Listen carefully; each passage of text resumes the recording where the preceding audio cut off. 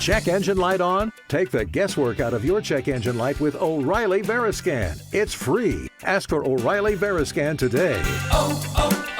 O'Reilly Auto Parts. Thank you, Robin, and hi, everybody. Thanks for joining us today for this special call with Tony Khan to discuss the upcoming Ring of Honor Final Battle pay-per-view at the Hammerstein Ballroom in New York. Just some quick housekeeping items in the interest of time and to give opportunities to as many people as possible. We ask that you kindly refrain from asking two-parted questions and please try to keep your questions focused on Ring of Honor Final Battle. I'm going to turn it over to Tony for some opening thoughts and then we'll open the lines. So Tony, take it away.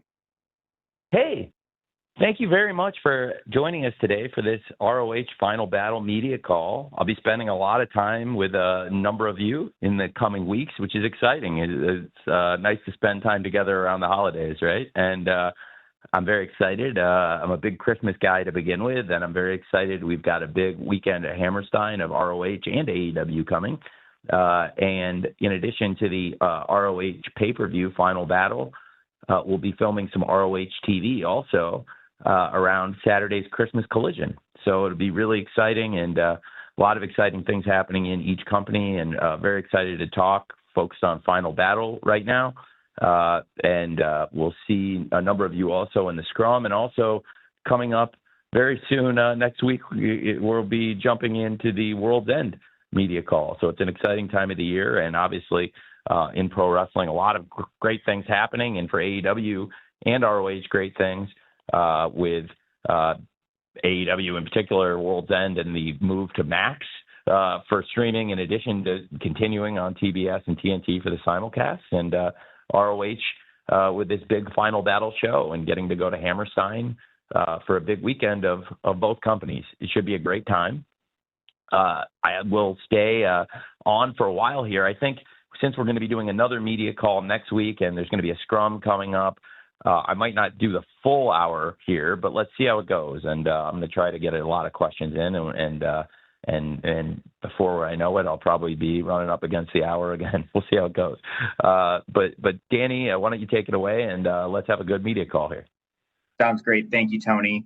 First up, we have Amy Nemedy with WrestleJoy, and Amy will be followed by Dominic D'Angelo with One True Sport. Amy? Great. Hi, Tony. Can you hear me? Hi, Tony. Absolutely. Can you hear me? Hi, Amy. Oh, Yeah. good. Hi. Hey.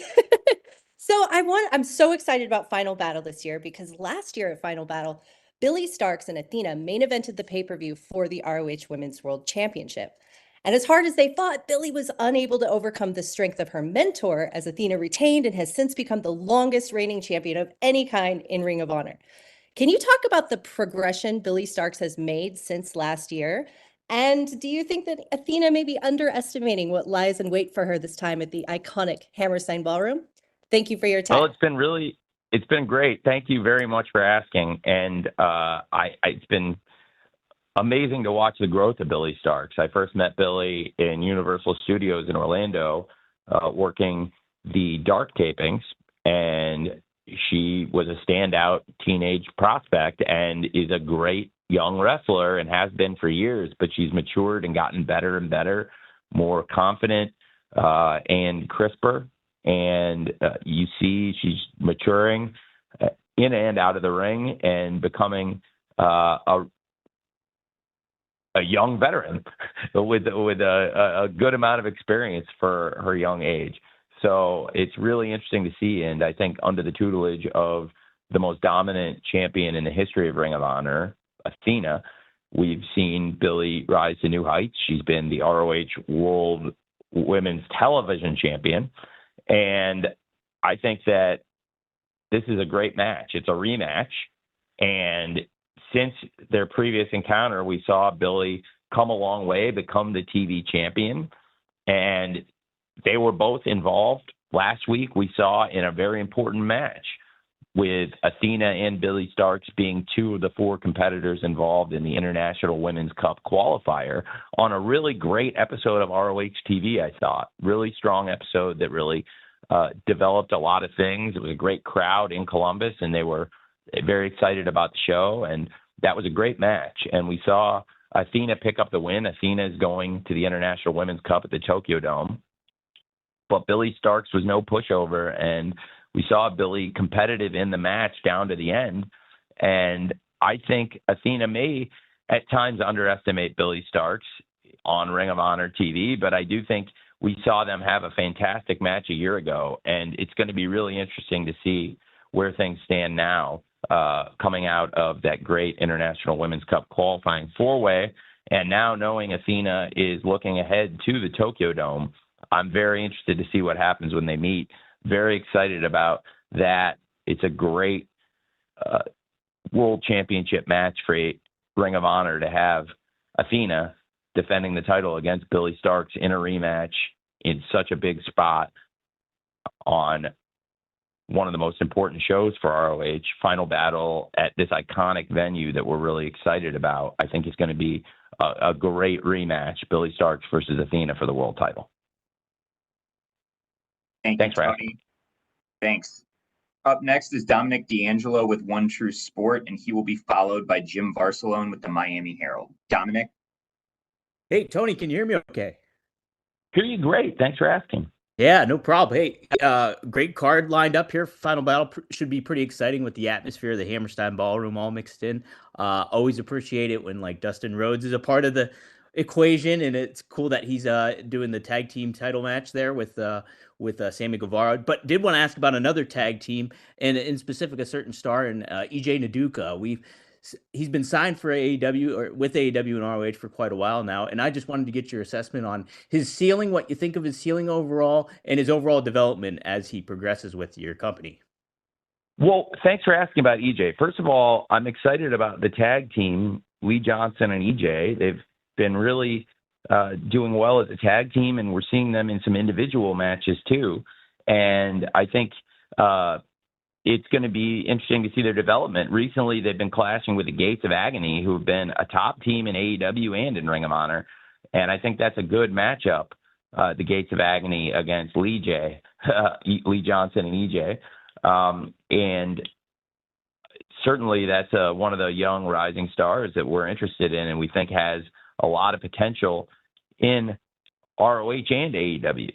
So it'll be interesting to track their progress. I think Lee Johnson has tons of upside also, but they're very different wrestlers. I think they have complementary skills, and that was the idea behind the Lee J tag team. And there's still more to be announced through ROH TV. We've got some huge matches on the card we're here to talk about today, but there's still a go-home TV show here and some more things coming together in the go-home week. But I wanted to get a chance to talk to all of you now. I'm excited about a match on this week's TV show, Lee Johnson versus Khan of the Gates of Agony. I thought Lee Johnson versus Toa was an excellent singles match, but I think EJ and Lee as a tag team against the Gates of Agony could be an interesting match too, and that's something to keep an eye on here. And like I said, there'll be more matches and more to be announced for the 0 hour in particular. And there's some really good things on the main card already, but I think those are guys that I would look to feature coming up here at Hammerstein on the ROH TV, but also potentially on the 0 hour. So thanks for asking. Thank you, Tony. Up next, we have Jim Barcelone with the Miami Herald, followed by a write-in from Kimmy Sokol with the Pop Break. Jim?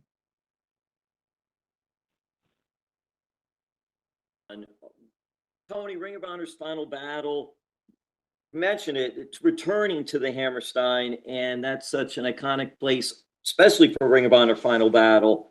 I'm just curious your thoughts, if you could expand more on that venue and what that venue means to Ring of Honor and bringing it back there now, this event. It's very exciting to be in this venue for ROH and to premiere AEW there. I'm really looking forward to Final Battle. Final Battle will be my first time ever in the Hammerstein Ballroom or the Manhattan Center venue, and I'm thrilled about it. I think it's an iconic space. I was a wrestling fan for many years before I became a wrestling promoter, and that's one of the buildings across multiple promotions for many years that I've always thought was such a unique and special wrestling venue.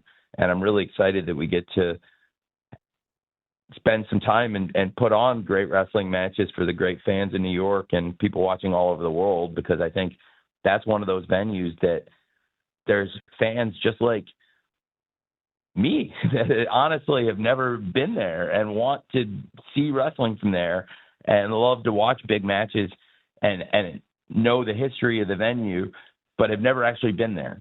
And I'm excited to go for the first time for ROH on Friday for Final Battle, this huge event, and also to be there for AEW for Christmas Collision and Dynamite on 34th Street Christmas night, which is going to be really neat to have AEW on Christmas night. I'm looking forward to that. We've done Rampage on Christmas night before. I watch out with my family on Christmas. I'm looking forward to watching Dynamite with them this year. And New Year's Smash, which will be a very special way to celebrate Rampage on TNT. And then a lot of great matches and moments coming up this weekend for the fans in New York and people watching all over, emanating from Hammerstein Ballroom at the Manhattan Center in New York. But the first time I'll ever be in the venue, my first time there, is going to be ROH on Friday, and I'm really excited for Final Battle and to step into the Hammerstein Ballroom for my first time ever as a wrestling fan and as a wrestling promoter. Thanks for asking. Thanks, Tony, and thanks, Jim. I have a write-in here from Kimmy Sokol with the Pop Break, and that will be followed by Kevin Kellum with Sports Kita. Tony, Kimmy writes, Red Velvet is someone who's had a breakout year in ROH. Since winning the ROH Women's TV title, she's gone on to Mexico as well as become a face of the brand. So what do you attribute to the rise of Red Velvet over the last year? I am a huge fan of Red Velvet. I think Red Velvet has been a star in the making for years. She's been in huge spots in AEW and ROH, and I thought Red Velvet stepped up in the ring this year more than ever, and she's always been a great wrestler. She's been involved in huge matches. She's wrestled on all the AEW TV shows. She was in the main event of the first ever AEW Rampage. She was in huge spots from day one in this company, that as far as when she stepped into the ring, she immediately got called into a very important match. It was really a big spot for her to step into in AEW when she first arrived. And she came from wrestling on AEW Dark to wrestling on Dynamite very quickly. And she's been fantastic for years. But this, I think, has been her best year in ring, in my opinion. She had some fantastic matches.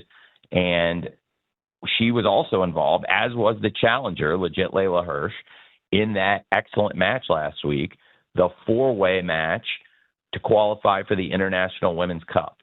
And both Layla and Red Velvet, as well as Billy Starks and Athena, who we just were talking about in the world title match, both of the world television champion Red Velvet and the challenger for the world TV title, legit Layla Hirsch, they were involved in that match also.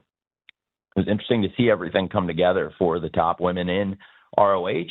And Layla Hirsch and Red Velvet had a fantastic match in the inaugural ROH Women's World TV title tournament earlier this year. That was a fantastic match in the tournament leading up to the finals. And we've talked about Billy Starks and her reign as the TV champ, and I think Red Velvet is somebody who's gone up now and been excellent also as the TV champion, has traveled.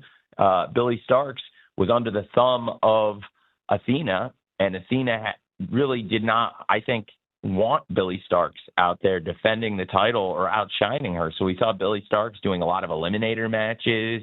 Nobody was able to hang with her, but Billy Starks wasn't necessarily traveling and free to be under the thumb of Athena, free to be the fighting champion that Red Velvet is trying to be. I think Billy Starks could be a great fighting champion potentially, but as the TV champion, she was certainly under the thumb of Athena. Red Velvet's under nobody's thumb and has really had a fantastic year.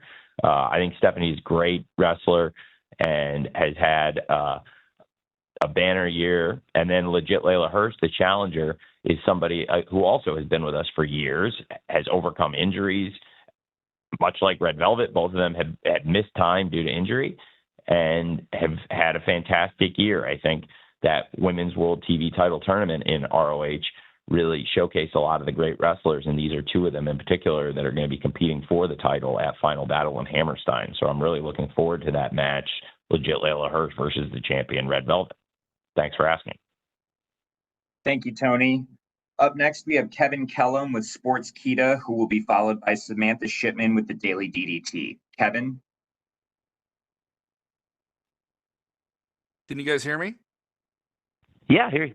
Hey. All right, perfect. Sorry, Tony, there was a little bit of a blip there. Thanks for once again giving us the time. You have a massive main event here with Chris Jericho, who was truly one of the guys you broke AEW to the world with, and he is a Hall of Fame talent. And he takes on kind of the ultimate outlier, the one guy that no one can really lock down with a contract, at least that's what we know publicly, with Matt Cardona. How did this match come together?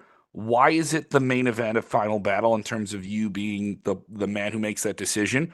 And what's the real selling point for you making this match? What made this match special for you to present as a main event for ROH on pay-per-view? Well, it's a huge double main event, and it's we've talked a lot about the other world title match, and I think that's a huge match. And now we can talk about this world title match, which is also a huge match, and it's a very different circumstance. And we've got a huge double main event with the world champions defending the titles in Hammerstein Ballroom in these massive spots. And I think with Chris Jericho versus Matt Cardona, that's a very interesting thing. Matt Cardona is somebody I really like, and I thought would be great to bring back now because I want to work with Matt more. He was fantastic for us in AEW earlier this year, wrestling in the Cope Open when Adam Copeland was defending the TNT title, and when Adam Copeland was healthy and wrestling at such a high level for us. And the Cope Open was one of the real highlights of the year in AEW, in my personal opinion. And I thought Matt Cardona was fantastic in the Cope Open, and he just had a great match, a great reaction. And I said, I really want to work with Matt again. It's been a long time. It's been years since we've done anything with Matt. Matt's a top independent wrestler, and he's a real New York guy. And to go into New York, I thought he would be a great person to come into Ring of Honor and somebody that we could work with, and that is in a lot of the cities where ROH has a great history. Matt is very established. He's a great wrestler. And with ROH's presence on digital and potentially on television, Matt's somebody that is very experienced promoting lots of wrestling matches digitally and does a great job at that. And also somebody that's a very good TV wrestler. And that's why I brought Matt in here. And I think Matt is somebody that could be a great champion for any company, including AEW or ROH. And just like Matt was a great challenger and could have been and could be a great TNT champion, I think Matt would be and can be a great world champion for ROH going forward. And I am very interested in working with Matt more going forward. And if Matt wins the title, then you can expect to see Matt here a lot, which I would love. So I think that is very exciting. And then you have the prospect of Matt wrestling the 9-time world champion, somebody who has been essential to the launch of AEW, and also somebody who is a huge face for ROH and a legend of the sport, and who draws headlines anywhere he goes, and that's the ROH world champion, Chris Jericho. And I think Chris is somebody who is so important in the story of AEW, and now it's a transformative time for ROH. And Chris has already been a great ROH world champion as the Ocho and done absolutely fantastic things for ROH, just like he did for AEW. And now it's great to see Chris on top here again. Chris has been a great world champion for both companies, and now it's an important time for ROH as we're looking into a lot of new opportunities. It's no secret that we've had some offers and some opportunities to do more things with ROH that I'm very interested and excited about. And now is a great opportunity to take the company into the future with a collection of great champions.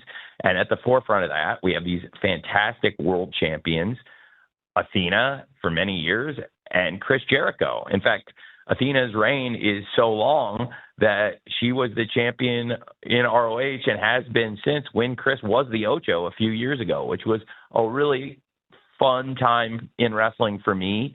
And I look back at the show where Chris lost the ROH title, and you had such great matches on that show up and down the card, and it was just an absolutely fantastic day. And I believe Athena, in fact, won the title earlier that day. And then it was fantastic now to look back at, how far things have come. So their reigns actually intersected then, but now they could both come to an end on the same night under very different circumstances, where you have Matt Cardona, who's an independent wrestler, who's come in here, and we have a history with him, and he's a real proud New Yorker. And not only is Chris Jericho really trying to use his birthplace and what may appear on his birth certificate to portray himself as a New Yorker, but I think a lot of us think of Chris Jericho as a Canadian legend, one of the greatest Canadian wrestlers of all time, and he's also proclaiming himself to be a true New Yorker. I'm not sure that's the case.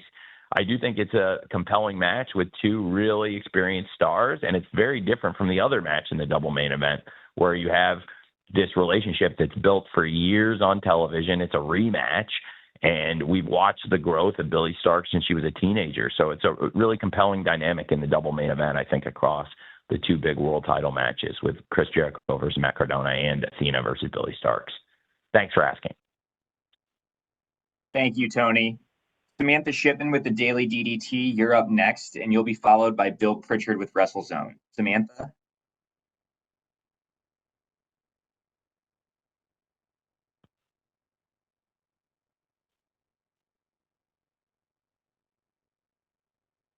Hi, Tony. Can you hear me? Yeah, hi.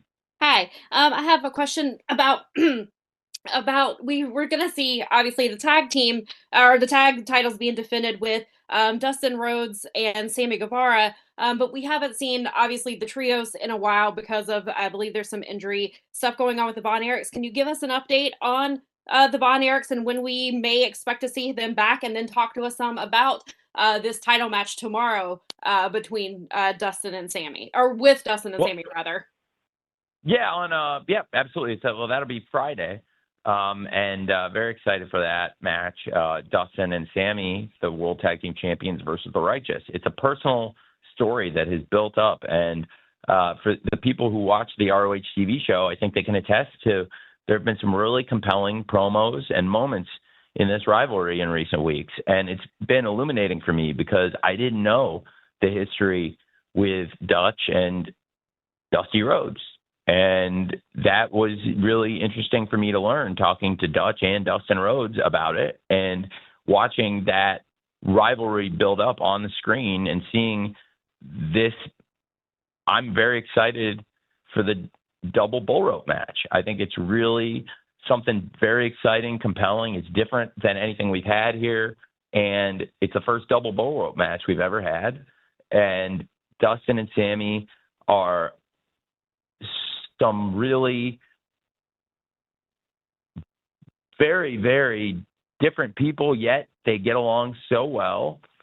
They are two proud Texans, and they are people that both are instrumental in the launch of AEW. Since the very first show we've ever done, they've been a part of it. They've been a huge part of it. And now they're coming to ROH as the tag team champions. And the Righteous are a team that has been dominant in their ROH matches, and they have absolutely really taken the ball and run with it in this rivalry, where I think they put together some very compelling moments and have beat the hell out of Dustin and Sammy along the way at times. And also Dustin himself did one of the best promos I've seen in recent memory about this. And if you haven't seen it, we showed highlights of it on Collision, and you can watch it in its entirety on the ROH TV. And it's absolutely outstanding. And there's more to come on the rivalry this week on the Go Home episode that you'll be able to watch.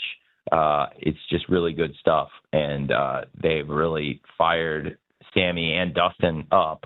And I think Dustin is one of the greatest extemporaneous speakers in the history of professional wrestling. And I think that's one of those things about the partnership I'm really happy about, because I think they're very complementary wrestling talents, but also I think Sammy can really learn so much from Dustin, and Sammy has so many of the tools to be one of the very best pro wrestlers in the world. And I think he's got a great history with Dustin. They've had great matches together, even going back 5 years in AEW. And I think there's still so much Sammy can learn from Dustin as a great veteran wrestler. And that's pretty exciting and could be scary for a lot of the wrestlers, because Sammy has all the potential in the world. He's shown he can be a top star, and if he's a multiple-time champion already, and then to be mentored by somebody like Dustin, who I think has everything it takes to this day to be a top wrestler in this business, and has a great history and track record at the top of the wrestling business. That's an exciting combination. And whether it's AEW or ROH, I think they both have a bright future together. I think that the Righteous have really pushed them, and I'm really excited for this match and what's to come with Dustin and Sammy. Now, as for the Von Erichs, Ross has had an injury, and it's been a little bit longer healing than we thought it would be, but that's okay. And Ross will be back with us soon, and I'm excited about that. And because they have been doing a great job, and also it was one of those developing situations on an injury, and we want to give people time to heal. We, focused more on the tag team, and the 6-man champions will be back with us very soon also. But it'll be interesting to see whether Dustin will still be a tag team champion at that point, because the Righteous are running hot, and that's going to be an awesome double bull rope match at Final Battle. And Dustin's going in with 2 belts, but he might be leaving with 1. And that we'll see going forward what the status of Ross and Marshall is. But I expect Ross back soon, and Marshall's been doing awesome himself, and we're excited to get those guys back with us as a 6-man team. Thanks for asking. Thank you, Tony. Bill Pritchard with WrestleZone is up next, and he'll be followed by Chris Mueller with Bleacher Report. Bill? Good afternoon, Tony. How are you? Very well. Thanks for asking. How are you? I'm doing great. So I wanted to ask about the relationship between AEW, Ring of Honor, and GCW, because obviously we saw Chris Jericho he appeared at their event in LA over the weekend. And for context, prior to that, when Ricky Starks was pulled from GCW events, Brett said that he didn't really have a relationship with you or AEW. So I just wanted to see how Jericho's appearance was put together, if you were involved, or if you could speak to what the state of both sides' relationship is now that you actually had Jericho appear on the show. And it seems like people are speculating it's not the only appearance that we're going to see as far as crossover. Well, I think it remains to be seen. I know Matt has a lot of bookings on independent promotions, including there.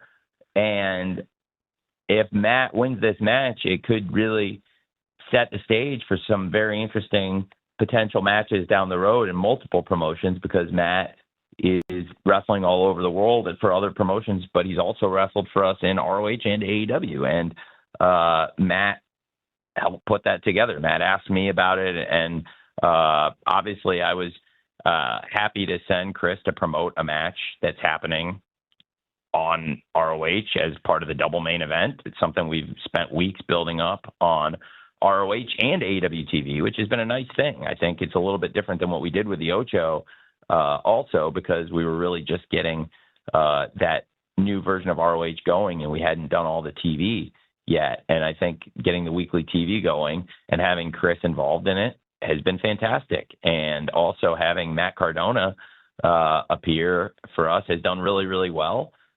They've done some interviews and altercations in ROH, and also I thought that Cardona versus Brian Keith was an excellent match. It did really well on Rampage on TNT for AEW. So there's a lot of matches and potential things that could happen with Matt being a challenger for the title and potentially being the ROH World Champion going forward. So that's something to keep an eye on. And that, with Matt appearing there and this being a title match, that it made sense to do something to promote. It's very much along the lines of things we've done to build up other matches along the way over the years. If you think back, there's many times where an AEW wrestler has appeared in an independent promotion to build up a match in AEW. More often than not, usually it happens in maybe more often in a place like New Japan or CMLL where we've done things. But in the past, there's numerous promotions all over the world where we've shot angles to build up a match that's happening in AEW or ROH or both at times.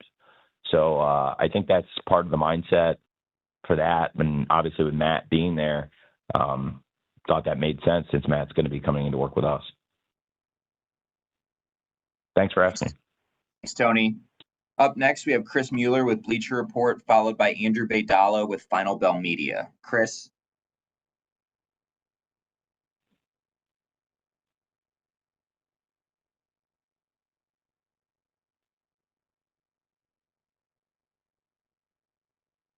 Can you hear me? Hey, yes. Okay, great. So you spoke a little bit earlier about Dustin Rhodes. I was just wondering, can you speak a little bit about what he means to just the ROH and AEW brand in general? Because there aren't a lot of bookers who would put two titles on somebody Dustin's age, but Dustin has obviously proven time and time again that he's an incredible performer. Absolutely. Dustin is absolutely fantastic. He's one of the greatest wrestlers I've seen. He's truly timeless. And Dustin's, to me, one of my all-time lifelong heroes. I grew up watching Dustin Rhodes. He's one of the first wrestlers I ever watched. He was one of the most compelling people to me. Probably to this day, the biggest pop I've ever had as a wrestling fan. The most excited I ever got for anything is when Ricky Steamboat showed up as Dustin's partner. And I love watching that team and then the many matches they had teaming with Sting and great partners over the years, including the War Games they did together in Jacksonville in an arena I'm literally staring at right now out of my office. So I can see the building where they did that match. As I'm talking to you right now, I'm looking at it. And it's a lot of memories for me as a fan. And also working together. It's crazy that it's been 5.5 years working together now, really close to 6 years that we've been teaming up. And Dustin's part of the story of AEW. And from the first match he had here, which was Dustin versus Cody at Double or Nothing, it was just such a fantastic match. And the Rhodes brothers made their mark on AEW and in professional wrestling as opponents that night after being great tag team for many years and great moments as a family and as part of their family's great history in wrestling. I think that's a real iconic moment for them and also for AEW. And then Dustin's gone on to be a huge part of AEW. He's still chasing his first championship in AEW, but he's been a great champion now in ROH where he holds 2 titles. And we'll see if he's still carrying 2 coming out of this pay-per-view. He's virtually guaranteed to still be 1/3 of the world's 6-man champions in ROH, but will he be 1/2 of the world tag team champions coming out? And it's funny to say that because, like I said, thinking back, and just since you asked, I mean, gosh, I've been watching Dustin in great 6-man teams and tag teams since I was a little boy, since I was, 7 years old. So it's really cool to watch Dustin and see he's just as good as ever, which is just amazing to watch. After all these years, it's really something. It makes me feel very young. Thanks for asking. Thank you, Tony. I think we have time for two more questions here. So Andrew Baydala with Final Bell Media is up next, and we're going to end with Stu Myrick from Sports Guys Talking Wrestling. Andrew, go ahead. Hey.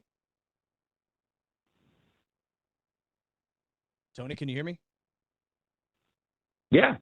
Hey, Tony, thanks for the time. Congratulations on this weekend's events. The Hammerstein Ballroom obviously is an iconic venue with rich pro wrestling history, and all three of your events have done very well regarding ticket sales.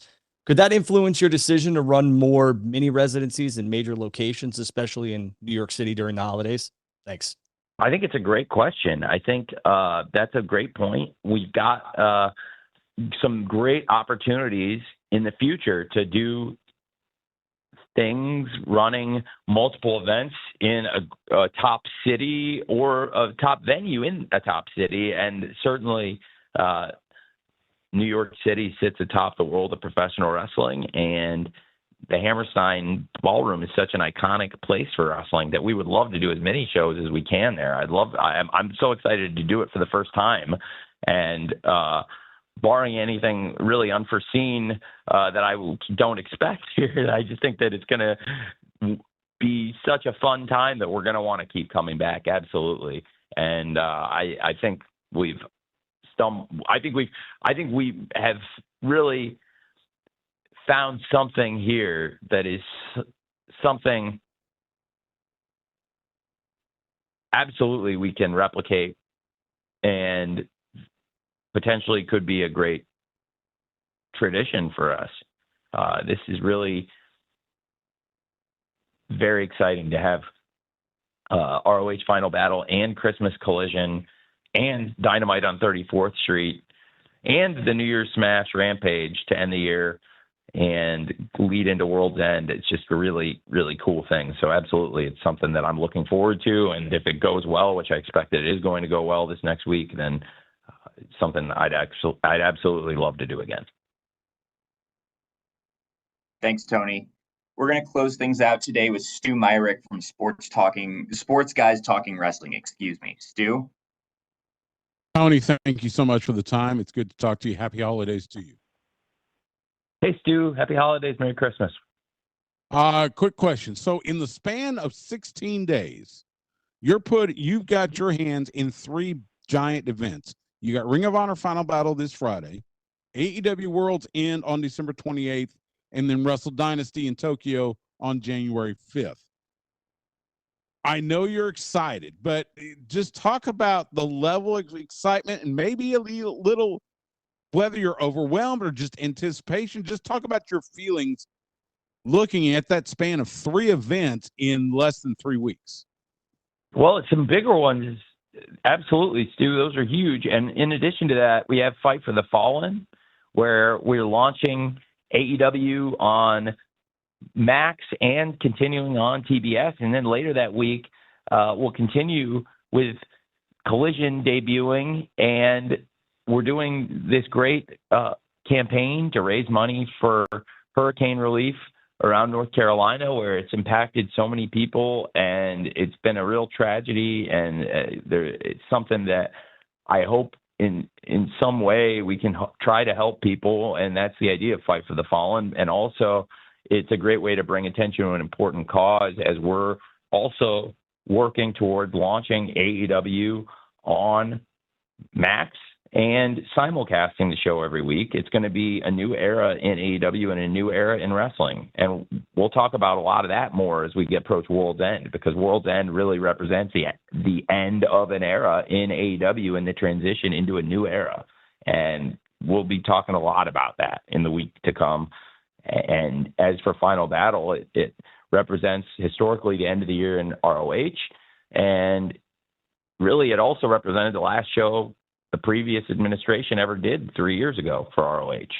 And it was immediately after that where the company was about to fold when I stepped in and bought the assets and have continued to run the promotion. And for a lot of people that have kept jobs and people that have found work in wrestling through ROH, which is a number of people, it's been a great, great thing. And when you look at some of the great championships, some of the great moments, some of the great rivalries and the great reigns, including we've spoken about this dominant reign Athena has had, and this mentorship and kind of twisted relationship that Athena's had with Billy Starks over the years. This is something that's developed on ROH, and it's just a perfect example of the great moments that have happened along the way, and so many other great moments and memories. I first met Jay Briscoe at my first ever ROH show. It was the first time I ever met Mark and Jay, and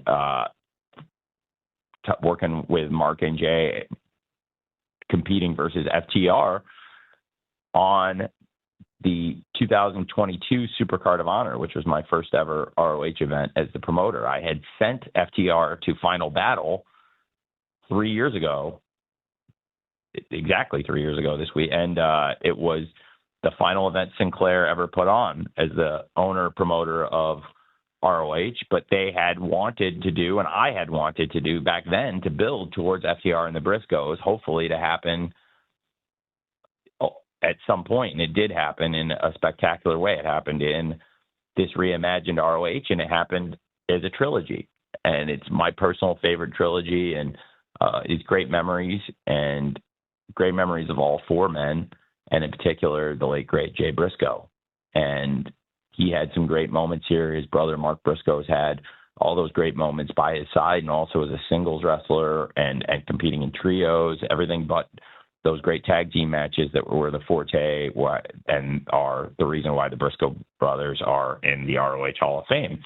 And I think it's going to be a great event. I am whelmed. I'm properly whelmed. I'm appropriately whelmed and fired up for what is going to be a great week in New York, and it starts tomorrow with the Holiday Bash in Washington, D.C. for AEW for me, and it continues to ROH at Final Battle. We go from the Holiday Bash to Final Battle to Christmas Collision to Dynamite on 34th Street into New Year's Smash into World's End, and then Fight for the Fallen, Wrestle Dynasty, and the launch of Collision through Fight for the Fallen into Charlotte. It's just so many exciting things happening in pro wrestling, and a lot of them happening around ROH, New Japan Pro Wrestling, CMLL, and AEW.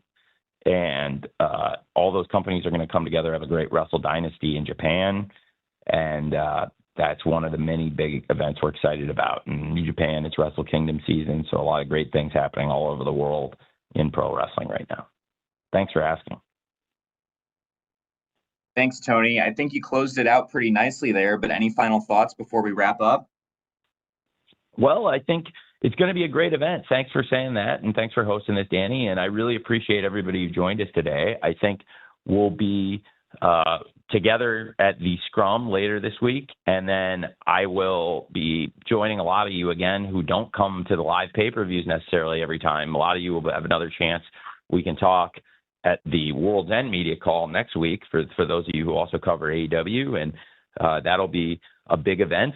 I'm excited for Final Battle this weekend and all these great shows. And if you didn't get a chance to ask a question today, hopefully you'll be joining us either in person at the upcoming Scrums for Final Battle and World's End, or next week for the World's End media call. And thanks to everybody who joined us today and asked questions.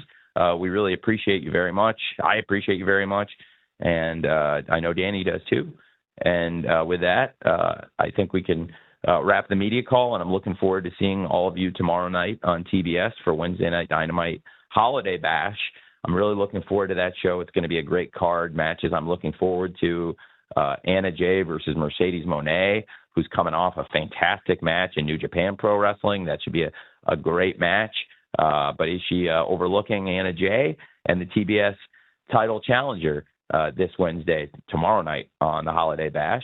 And, of course, the Continental Classic matches I'm really excited about: Shelton Benjamin versus Beast Mortos, and Darby Allin versus Will Ospreay, a match I personally wanted to see for years, and I can't believe is going to happen tomorrow. And big things to come. Should be a great Rampage with Brody King versus Commander, and then a big Christmas Collision with Will Ospreay versus Ricochet and Hammerstein Ballroom, and so many great things coming up. And it's going to be a great week. And for ROH, we've been building towards this I did not get asked a question, Danny, so I would like to just briefly address.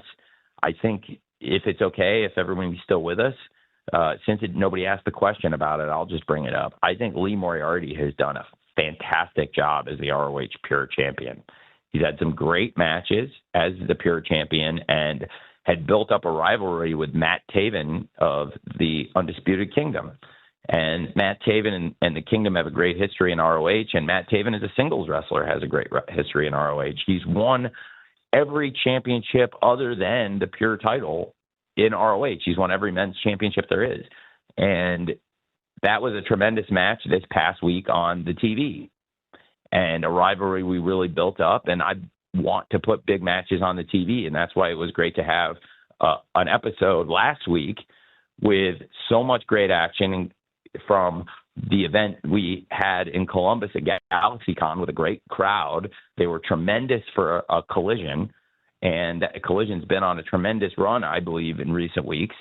And the crowds have been a huge part of that in Columbus and St. Louis, where the fans were fantastic for the shows, and that helps so much every time. And also fantastic for the ROH. And it was great to have the match we talked about a bit earlier, the 4-way International Women's Cup qualifier, but also a great Pure title match. And Lee Moriarty versus Matt Taven was an outstanding match. And now this week, Lee Moriarty has put out an open challenge to the best wrestlers out there for the Pure Championship. We mentioned that in Collision. Tony Schiavone mentioned that. We've been talking about it on social media this week on the Go Home episode. Lee's going to address that further on the Go Home ROH TV, but he defended the title last week in a fantastic match, and people want to know what's next for the champ going into the pay-per-view after he won a huge TV match against an opponent that a lot of people thought might even be the favorite in the match with Matt Taven. So as for what's next for Lee Moriarty, we'll find out at the show, but we'll hear from Lee Moriarty more. He's also going to compete as part of Shane Taylor Promotions in a tag team match, but on TV. But I think Lee will also address this open challenge that he's made. And Lee Moriarty, since he won the title at the Esports Stadium in Arlington, Texas at Death Before Dishonor, has really been an outstanding Pure champion. He's made several great defenses of the title, but I'm curious to see how this will go. I'm very excited about this open challenge that Lee Moriarty's put out after his big win last week. And I think that's something else to keep an eye on at this show. There's a number of great matches on the show that we have talked about and some we had not talked about. And Lee Moriarty is somebody that's a real standout. And since nobody asked me about that, I just wanted to bring that up because I'm really looking forward to Lee Moriarty's open challenge. Absolutely, Tony. Well, thank you so much. And thank you to everybody. We're now at the end of our time. As a reminder, we're going to be distributing an audio recording to all attendees shortly. And we thank you again for being a part of today's call. We're looking forward to you joining us for Ring of Honor Final Battle on Friday night. Have a great day.